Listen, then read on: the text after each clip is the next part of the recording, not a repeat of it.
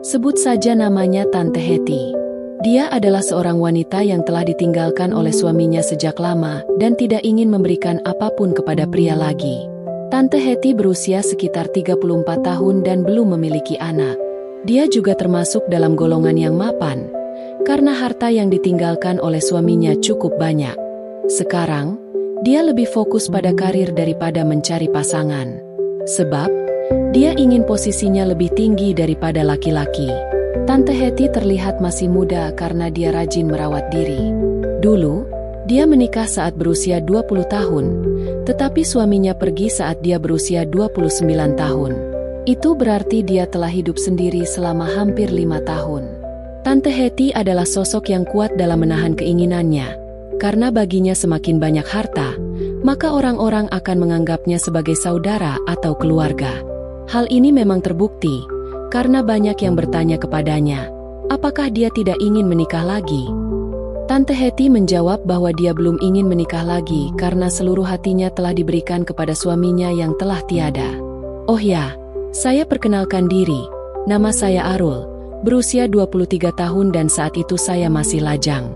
Ceritaku dimulai ketika aku melamar di perusahaan Tante Hetty.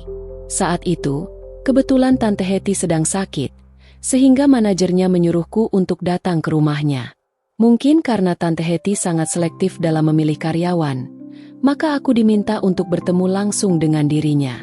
Setibanya di rumahnya, Tante Hetty langsung bertanya padaku apakah aku serius ingin bekerja. Aku menjawab dengan tegas bahwa aku siap. Karena kami belum dekat, aku memanggilnya dengan sebutan ibu, karena aku merupakan calon karyawan di perusahaannya. Tante Hetty berkata bahwa jika aku benar-benar siap, dia akan memantau kinerjaku selama sebulan untuk melihat bagaimana performaku. Setelah itu, aku dan manajer pamit untuk pulang. Singkat cerita, setelah aku bekerja hanya 3 hari di perusahaan Tante Hetty, aku terkejut karena dia meminta manajernya untuk memanggilku datang ke rumahnya. Manajer itu juga terkejut dengan perintah Tante Hetty. Setibanya di rumahnya, aku masuk dan langsung menghadap Tante Hetty. Aku bertanya apakah ada yang ingin dibicarakan. Tante Hetty menjelaskan bahwa dia telah melihat kinerjaku di kantor dan merasa cukup puas. Jadi dia memberitahuku untuk tidak perlu ke kantor selama beberapa hari ke depan. Aku pun bertanya, "Kenapa, Bu? Apakah saya dipecat?" Dia menjawab bahwa bukan itu masalahnya. Dia menginginkan agar aku bekerja di rumahnya sementara dia sakit, karena ada banyak hal yang perlu dikerjakan dan dia tidak mampu berpikir jernih. Aku merasa lega mendengar bahwa aku tidak dipecat. Dari hari itu, aku resmi bekerja di rumah Tante Hetty. Saat 1 minggu bekerja di rumahnya, mungkin karena Tante Hetty merasa terbantu dengan kinerjaku, aku tidak hanya menyelesaikan tugas-tugas yang diberikan, tetapi juga melakukan berbagai hal lain yang dimintanya. Termasuk karena Tante Hetty sedang menghadapi banyak tekanan. Semuanya hanya sedang mencari seseorang yang dapat membuat hatinya terbuka seiring waktu berlalu. Aku telah sebulan bekerja di rumah Tante Hetty. Akhirnya Tante Hetty mengajukan permintaan padaku. Ya, aku mengikuti keinginannya. Sayang jika aku menolak. Siapa yang mau menolak tawaran seperti itu? Terutama karena Tante Hetty sudah hidup sendiri hampir 5 tahun dan dia pandai menjaga dirinya. Setelah aku melakukan apa yang diminta Tante Hetty, mungkin dia merasa nyaman dengan kinerjaku yang satu itu. Akhirnya dia meminta aku untuk melanjutkan perusahaannya. Namun, ada syarat yang harus dipenuhi, yaitu aku harus menikahinya secara resmi. Tante Hetty, aku merasa ragu akan tawarannya itu karena pikiran saya, menikah adalah hal suci dan sebaiknya hanya sekali dalam hidup. Aku bilang pada Tante Hetty agar memberi aku waktu untuk berpikir karena aku juga belum sepenuhnya memahami karakternya. Jika diperkenankan, aku ingin kita saling mengenal terlebih dahulu. Baiklah, jika itu yang kamu inginkan. Jadi kita sekarang berperilaku seperti sepasang kekasih agar kita dapat memahami karakter masing-masing, kata Tante Hetty. Apa tidak ada masalah, Bu, jika orang di kantor tahu tentang ini? Aku khawatir mereka akan berpikir aku hanya ingin mencari kekayaan ibu, kataku. Hus, sudah tidak usah panggil ibu lagi, panggil saja Tante Hetty. Di kantor kita harus bisa menjaga sikap, berbeda saat kita berdua. Katanya. Sebulan pun berlalu, semuanya berjalan dengan baik dan perasaan sayang serta cintaku semakin tumbuh kepada Tante Hetty. Akhirnya, Aku mengambil keputusan untuk menikahi Tante Hetty dengan sungguh-sungguh meskipun usia kami terpaut jauh. Kini kami bahagia dan sekarang akulah yang meneruskan perusahaan istri tercintaku. Memang, rezeki tidak kemana. Aku telah mendapatkan istri yang baik, cantik, dan memiliki perusahaan. Hehe, namun yang pasti aku sangat mencintainya bukan karena harta, tetapi karena aku merasakan ketulusan cintanya. Setelah menikah, aku memanggilnya dengan sebutan sayang, bukan tante lagi.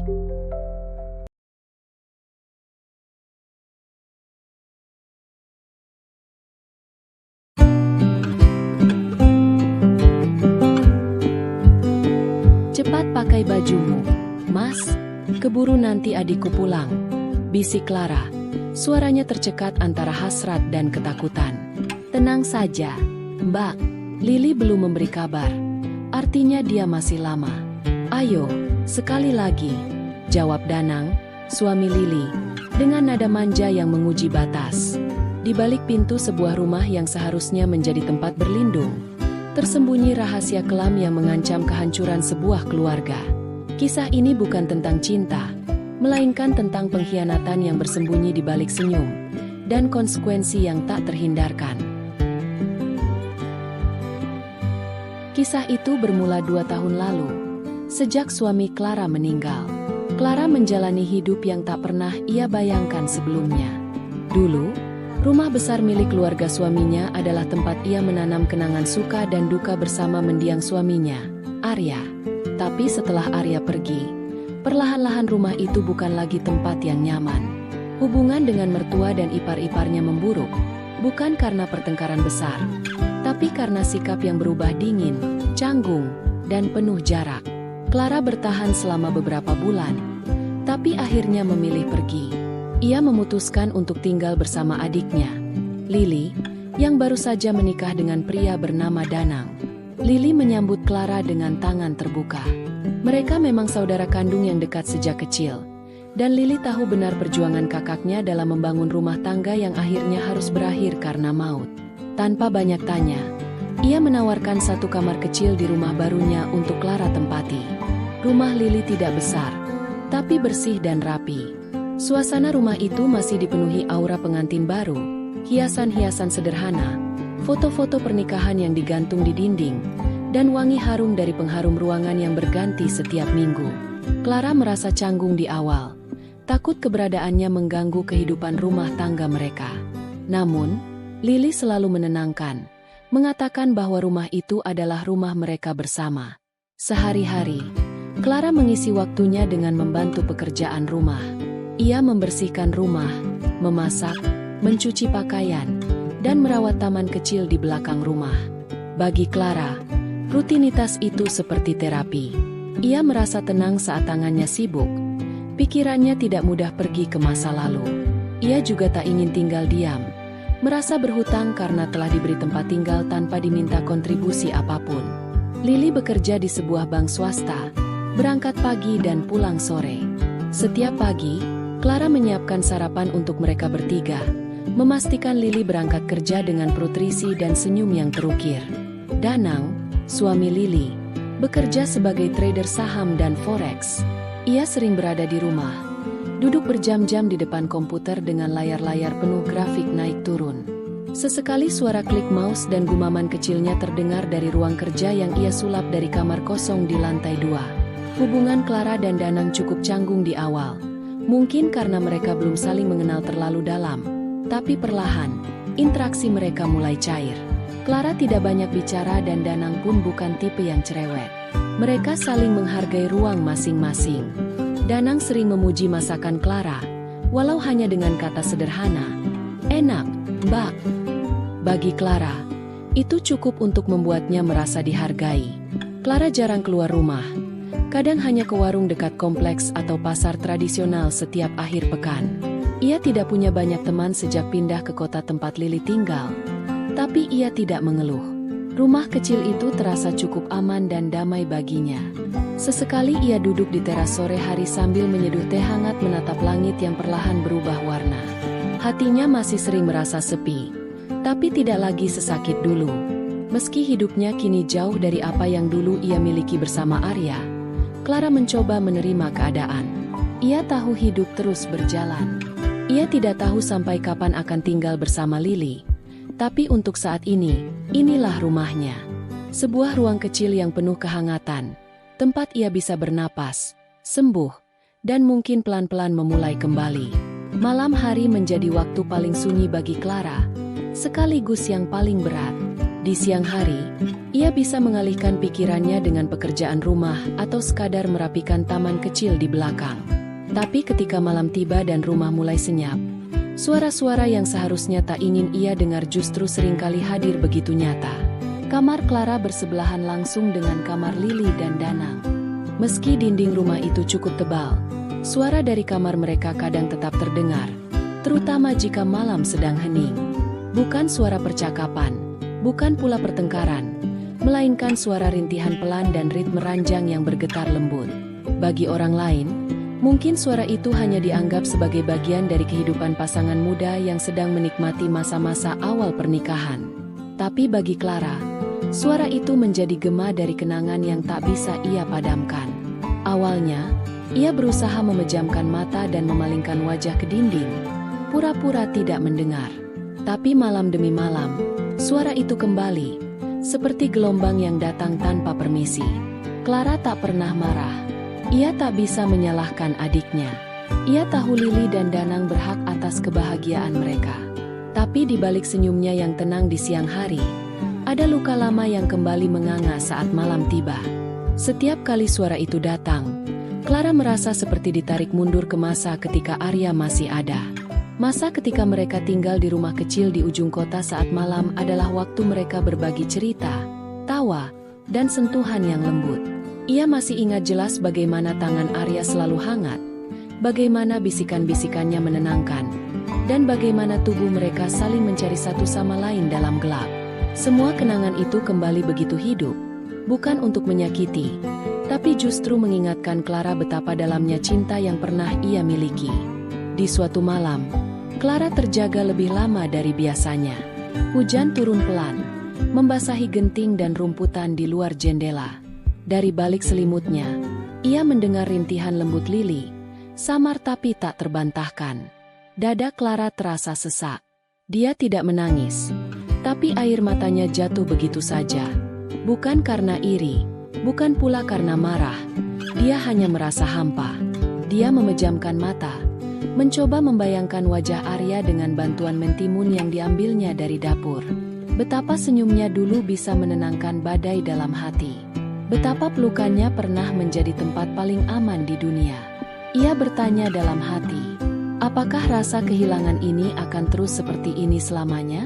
Apakah ia akan bisa merasa utuh lagi, mencintai lagi, atau setidaknya merasa dicintai? Atau mungkin harus memakai mentimun terus? Clara tahu hidup harus terus berjalan. Ia tahu Lily bahagia dan ia tulus ikut bahagia. Tapi malam selalu jujur dan kesunyian selalu menghadirkan hal-hal yang tidak terucap. Dalam gelap, Clara berbicara kepada Arya dalam hati tentang rasa rindu, tentang kekosongan yang masih ada, dan tentang suara dari kamar sebelah yang bukan sekadar suara, tapi gema dari cinta yang pernah ia miliki dan kini hanya bisa ia kenang. Hari-hari berjalan, tanpa Clara sadari, Danang semakin sering terlibat dalam percakapan ringan. Awalnya, hal-hal sederhana seperti komentar soal masakan atau berita ekonomi yang ia lihat di televisi. Tapi lama-lama, percakapan itu menjadi lebih akrab, lebih santai, dan kadang terasa agak terlalu dekat. Suatu pagi, saat Lily sudah berangkat ke kantor, Clara tengah menyapu ruang tamu ketika Danang muncul dari dapur dengan secangkir kopi. "Mbak," sapanya sambil duduk di sofa. "Masakan semalam enak banget. Kalau tiap hari makan kayak gitu, bisa-bisa saya nggak pesan makan dari luar." Clara tersenyum tipis, tetap menyapu tanpa menoleh. Sudah biasa masak. Dulu juga Arya suka makanan yang sederhana.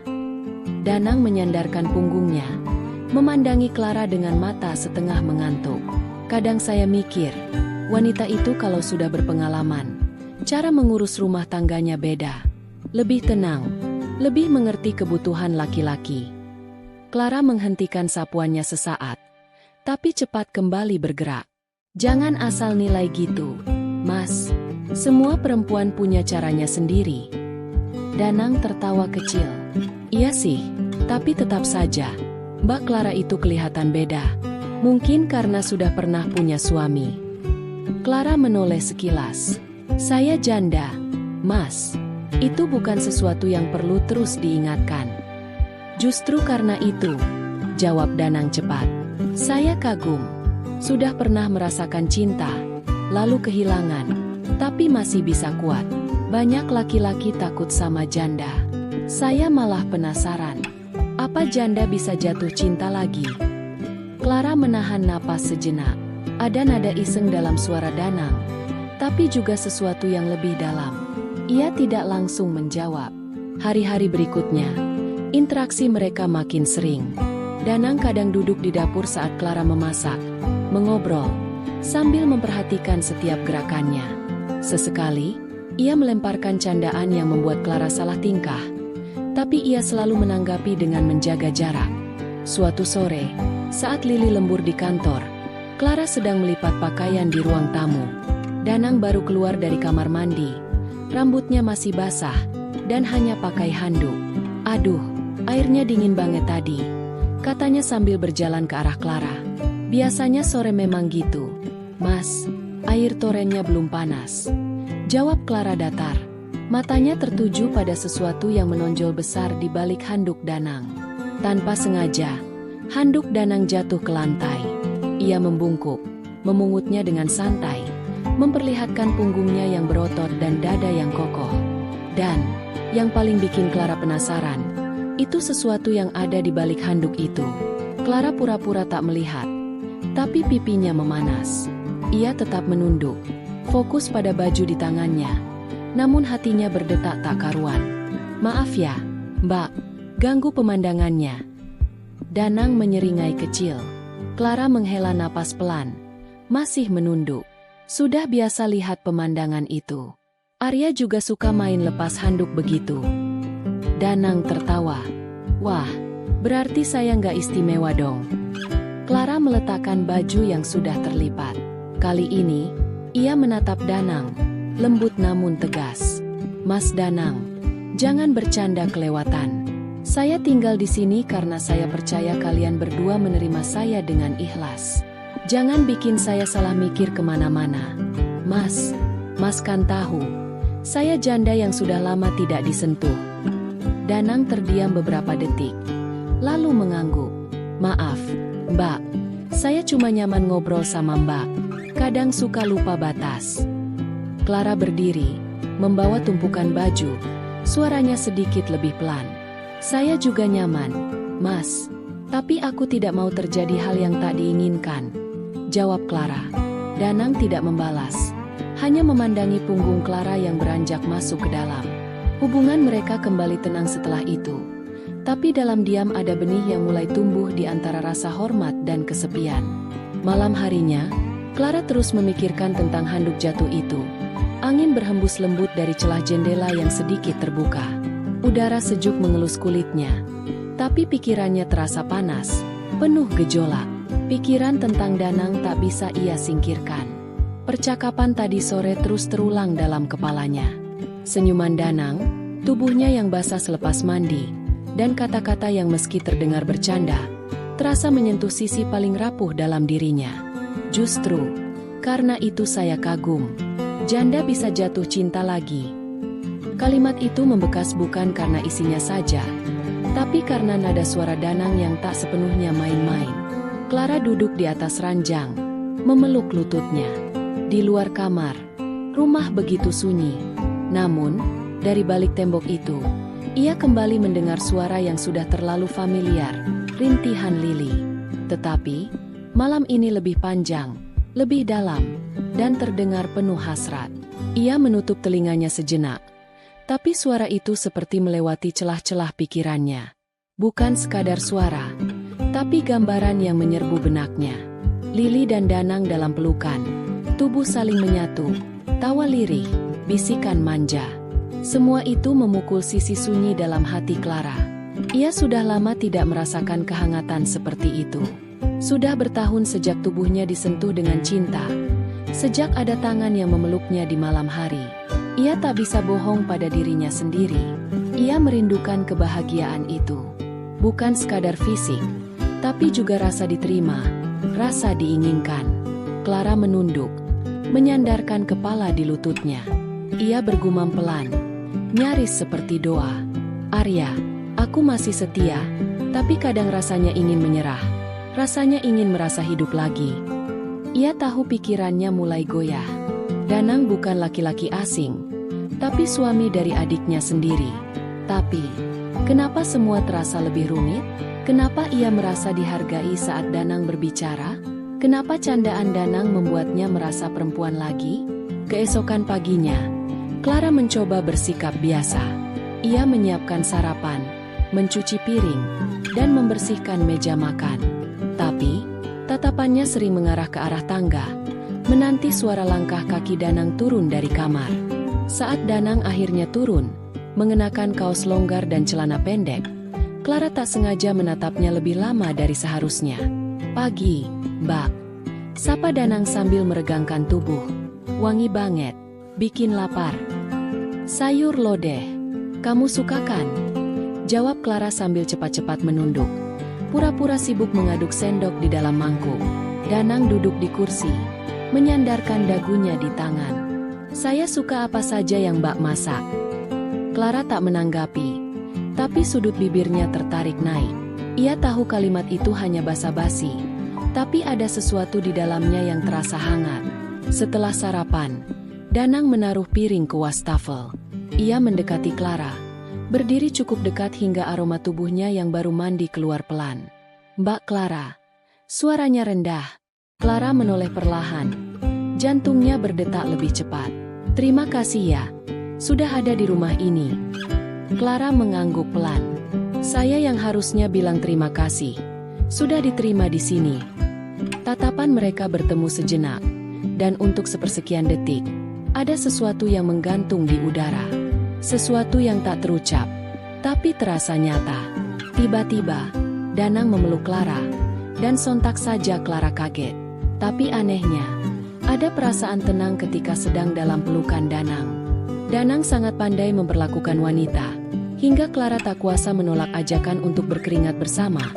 Apalagi Clara sudah lama tak merasakan keintiman. Hari-hari berikutnya, terasa berbeda bagi Clara. Danang sering berada di sisinya. Walaupun Danang itu suami adiknya, tapi Clara tak menolak. Danang itu lelaki yang pengertian dan perkasa. Di dapur saat memasak atau mencuci piring, Clara mendapati dirinya tersenyum sendiri, mengingat candaan ringan Danang. Saat Danang lewat dan menyapa dengan suara hangatnya, ada getaran aneh dalam dada yang sulit ia kendalikan. Suatu sore, saat hujan turun dan Lili belum pulang karena lembur, Clara dan Danang duduk berdua di ruang tengah. Televisi menyala menayangkan berita ekonomi, tapi tak ada dari mereka yang benar-benar menontonnya. Clara duduk dengan tangan memeluk bantal, pandangannya lurus ke depan. Danang menyesap kopinya, lalu melirik Clara dari samping. Mukanya kelihatan capek, katanya pelan. Enggak, cuma mikir aja, jawab Clara. Maafin aku yang kemarin ya, Mbak, ucap Danang. Enggak apa-apa kok, Mas. Mbak juga menikmatinya. Sekarang baru tahu alasan kenapa rintihan Lili sangat keras hampir tiap malam. Kamu memang lelaki perkasa. Danang menurunkan cangkirnya. Mbak kesepian. Mbak ingin lagi? Tanya Danang. Clara tersenyum tipis. Nanti saja, Mas.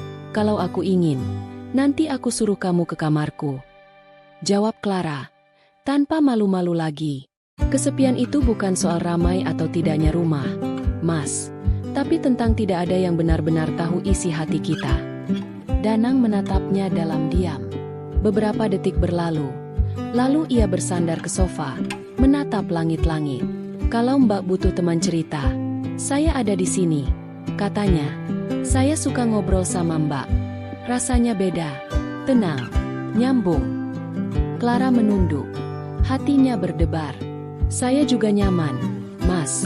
Tapi kadang saya takut kenyamanan itu malah jadi salah. Danang terdiam. Lalu ia bicara pelan. Apanya yang salah kalau dua orang merasa saling nyaman? Kalau situasinya seperti ini, bisa jadi salah. Jawab Clara cepat. Suaranya bergetar. Mas Danang suami adik saya. Hening. Hanya suara hujan di luar yang terdengar. Jadi, Mbak merasa sesuatu juga? Tanya Danang akhirnya lirih. Clara memejamkan mata.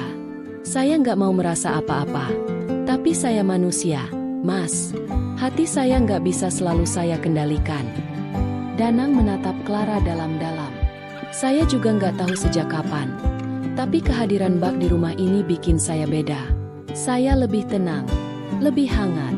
Bahkan kadang saya merasa Mbak lebih mengerti saya daripada Lili sendiri. Jangan bilang gitu, bisik Clara. Lili itu perempuan yang baik. Dia adik saya. Dia istri Mas. Jangan sampai kita menyakiti dia. Danang menggenggam tangan Clara. Seketika tubuh wanita itu menegang. Tapi ia tak menarik tangannya. Maaf, saya cuma pengen Mbak tahu. Saya hargai Mbak. Saya kagumi Mbak. Dan saya bingung. Clara menarik napas dalam-dalam. Matanya berkaca.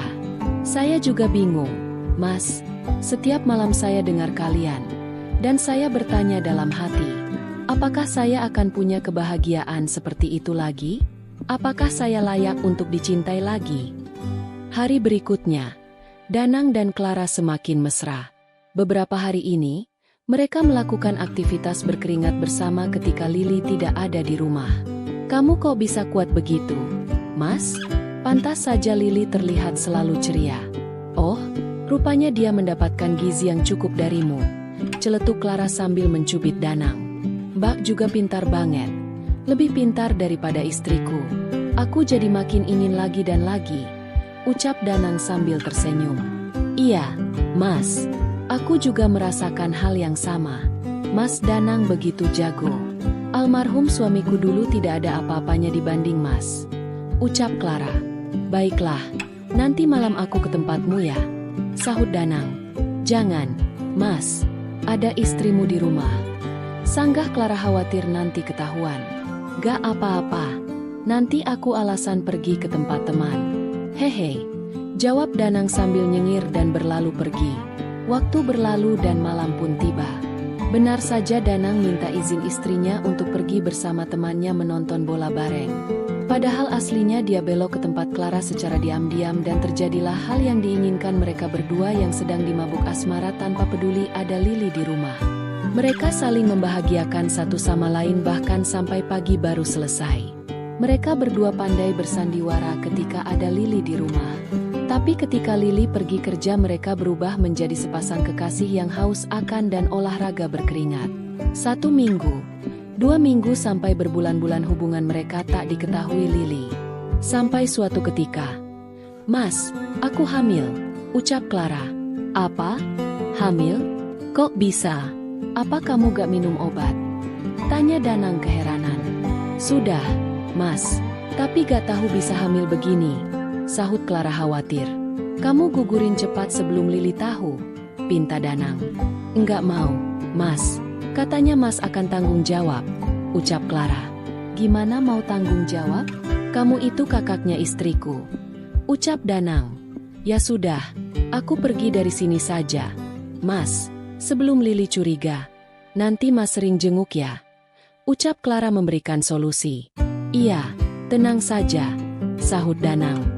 Waktu berlalu, anak mereka pun lahir. Tapi sampai anaknya besar, Danang tak kunjung menampakkan batang hidungnya. Malah ketika Clara berkunjung ke rumahnya, tanpa rumahnya ada penghuni lain. Ya, rumah itu telah dijual, dan Danang serta Lili tak tahu pindah kemana. Clara menyesal, tak tahu arah dan tujuan. Dia sadar yang diperbuatnya itu salah dan pantas mendapatkan semua ini. Dia menangis menyesal karena harus mengurusi anak tanpa ayah.